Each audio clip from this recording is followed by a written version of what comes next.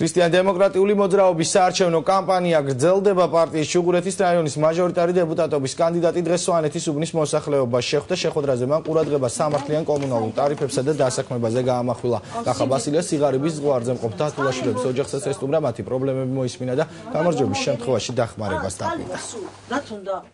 მოდის ეს ტროტუარს უჭირავს ზევით ამხარეთ ეს წყალი სულ ჯამობა და ჩვენ პირსაც მოვაგვარებთ ეს ჩვენი პროგრამა რაც არის ეს არის კომუნალური გადასახადები რომელიც ძალიან ძიმედ ვირთად აწევს მოსახლეობას ეს იქნება ჩვენ აუცილებლად ჩვენ გვაქვს ძალიან საინტერესო გეგმა ეს არის ჩუღურეთში შეიქმნება ჩუღურეთის განვითარების ფონდი და ჩვენ ყველა გოღონეს ვიყვართ რომ აი ეს ხალხი მოვიძიო და დავასაქმოთ ეს აუცილებლად მოხდება და აი ეს ელემენტარული საკითხები რომელიც არ შეიძლება 21 საუკუნეში არსებობდეს სამტრედიაში